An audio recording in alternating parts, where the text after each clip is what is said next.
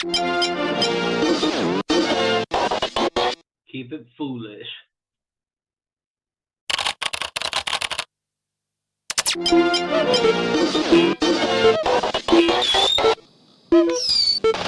Yeah. Okay, hold them up. Hold it your hands. Yeah. Okay. This is Nathan Barley for Trash Bat with Dan Ashcroft. Peace and fucking believe. Oh, scratch ending. Cool, I do those all the time. Have you seen these? Wasp T12. It's got a massive number 5 because it's the most common number. This is Nathan Barley, both the character and the television show. If you told me back in the 2000s that this show would be so prescient and relevant year after year, I would have said, what is Black Mirror? Which is, of course, created by one of the two creators of Nathan Barley. In fact, the also too far-seeing episode The Waldo Moment is based on an idea from Nathan Barley. The other co-creator directed the classic dark comedy Four Lions. Oma, what are you doing? It's the middle of the night. What is that? It's a puffin party. A what? It's a puffin party. A puffin party. Talking to Wadge's puffin. Oma, what are you talking about? It's the boys, I've left them. Right now, Hassan's puffin won't talk to me. Wadge's puffin's just told me to piss off. Barry's puffin's turned all red and is hiding under the pirate hat. So that should give you some idea of the completely dark tone we're talking about here. The DNA of this show goes back even further with specific entries on the fictional television guide parody TV Go Home, some of which should be on screen now.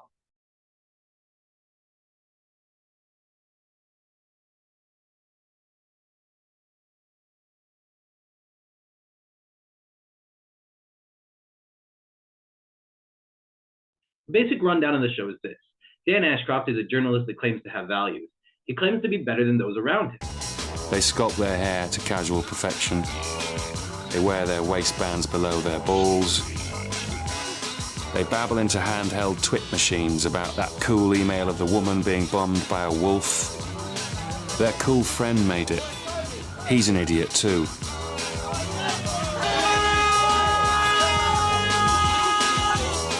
Welcome to the age of stupidity.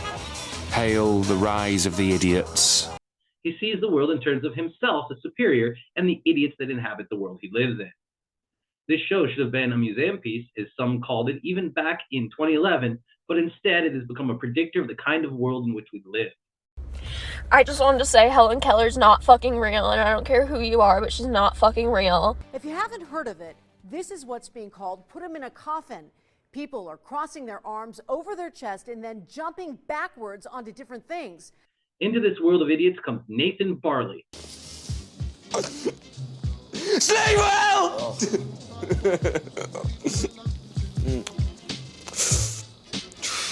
Classic.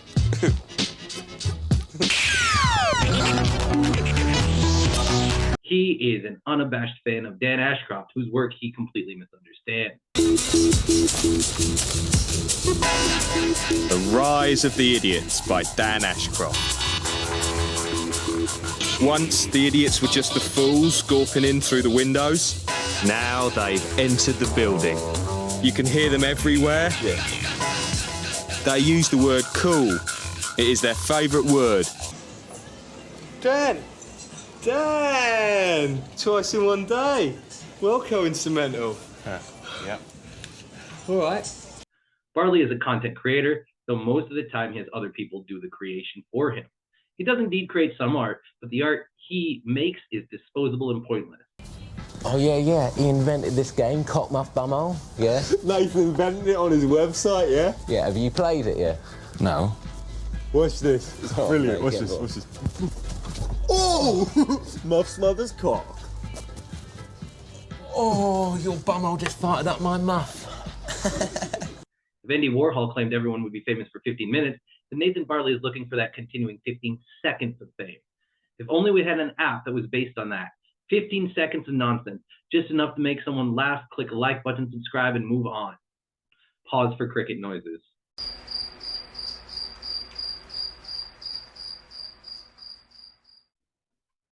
The show is critical of Barley's lust for attention, for sure. Every action is seen as a way to get his brand in front of the right people. He'll do pretty much anything for attention, down to claiming some pretty horrible thing. Yeah, guess the age.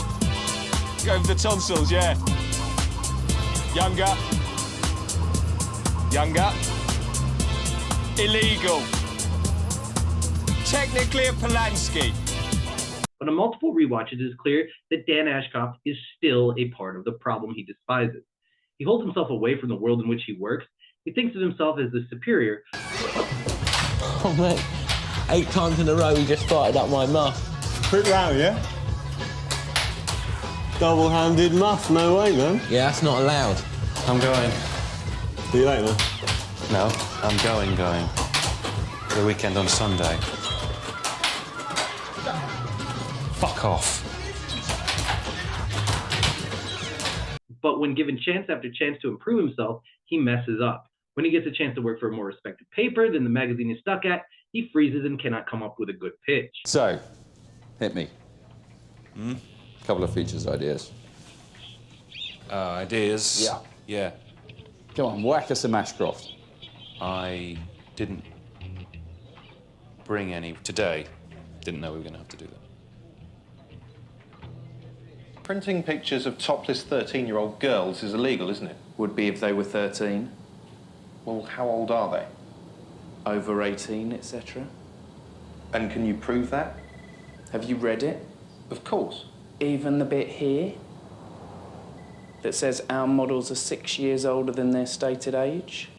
He has done no research and expects to get by just on his writing alone.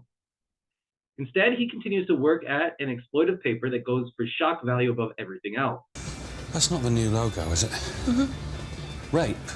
No, it's still Sugar Ape, but the S-U-G-A is inside the R. Yeah, very clever. His choice. You know you had the question mark added by Depot. I rate it. Yeah, because it'll piss people off, yeah? And they'll think they're getting pissed off by rape, yeah? Except it's not even rape, it's still ape. So yeah, so they're getting pissed off by ape. This is not a subtle show, nor should it be, because the broad comedic tone carefully focuses the satire. Dan versus Nathan becomes the central conceit of the show. Nathan looks up to Dan, who keeps trying to rid himself of Nathan.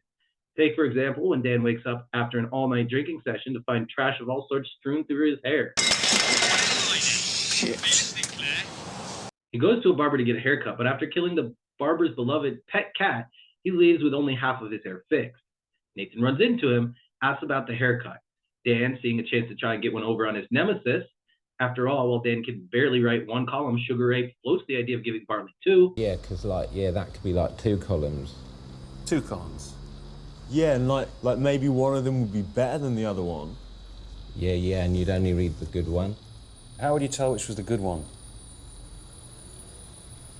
Check them out. Direct comparison. Like you read them both to find out which is the best one? Yeah, and then you just read the good one. Tells Nathan that this is a geek pie. So Nathan gets the haircut. Draw. It's kind of long hair, yeah, but short hair, like it's been done at random. But if you look closely, you can see that it hasn't, except you can't tell that. And it's got a few of these in, yeah? Paint lids, yeah? While Dan continues to be embarrassed, Nathan ends up being scouted for a Japanese fashion magazine.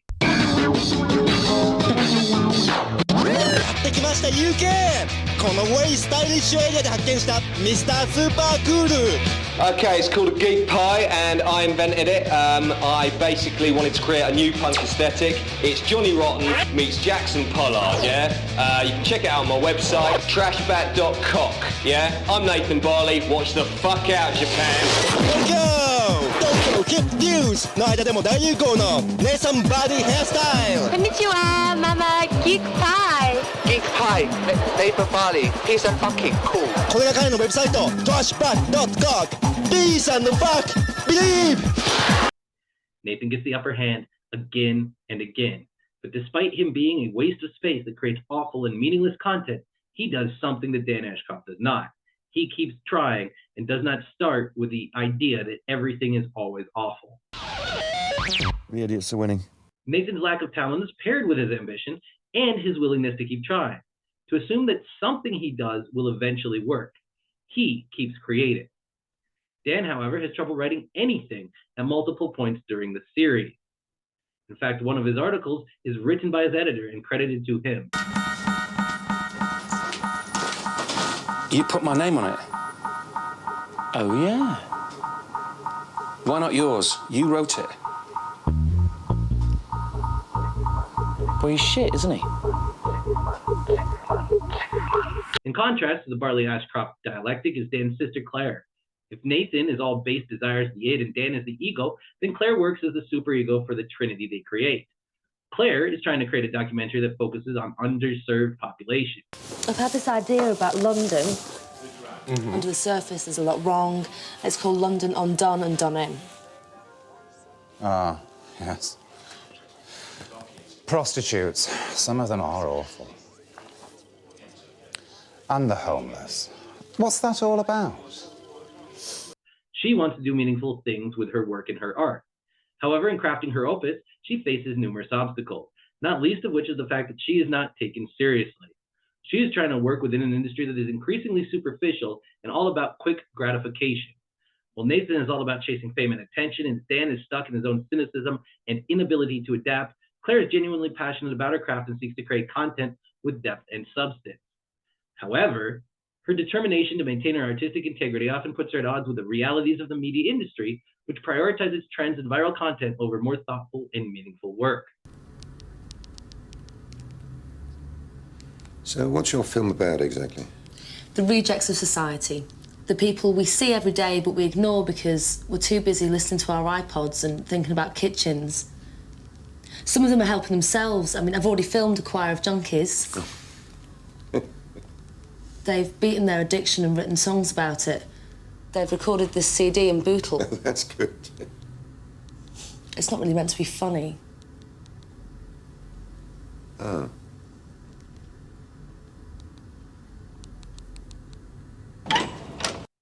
For instance, when Claire attempts to secure funding for her serious documentary project, she finds that the money offered is insufficient, and she is instead presented with an opportunity to make a documentary about a wealthy patron, Doug Rocket. This situation forces Claire to confront the compromises she may have to make to pursue her artistic vision within the industry. Yes, we can't. It is £20,000, but it's divided among 40 filmmakers, so the individual grant is £500. Maths.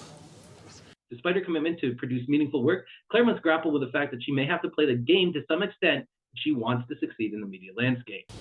Got the job then? No, they gave me 500 quid. They said the rest is training. As we live in an era where platforms like TikTok, Instagram, and YouTube have become synonymous with short-lived fame and instant gratification, and even considering the rise and fall of platforms like Vine, Nathan Barley becomes an even more relevant and compelling rewatch. The show's portrayal of Nathan's quest for fleeting fame and attention, Dan's inability to adapt and overcome his cynicism, and Claire's struggle to maintain her artistic integrity amid the superficial digital landscape all paint a vivid picture of the challenges many people face today in the world of social media and digital content creation. Nathan Barley invites viewers to question their own motivations and priorities while engaging with digital media. The show encourages self-reflection on the impact of the idiot culture and challenges us to consider whether we are simply perpetuating the same cycle of superficiality and self-promotion or striving to create meaningful content with a purpose. The show argues that there is room for both, but not without critique.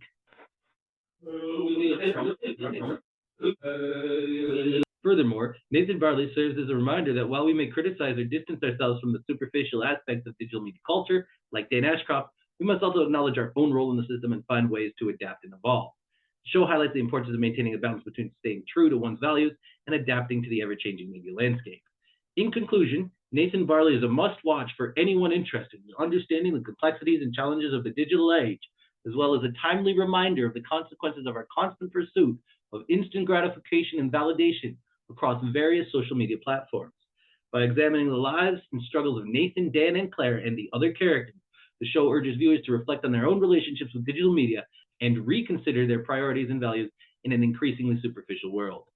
As we navigate the age of social media fame and the relentless quest for attention, Nathan Barley provides a thought-provoking and relevant exploration of the pitfalls and potential that digital media has to offer.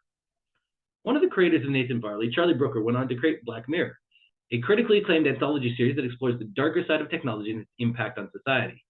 The Waldo moment mentioned before of Black Mirror was directly inspired by Nathan Barley.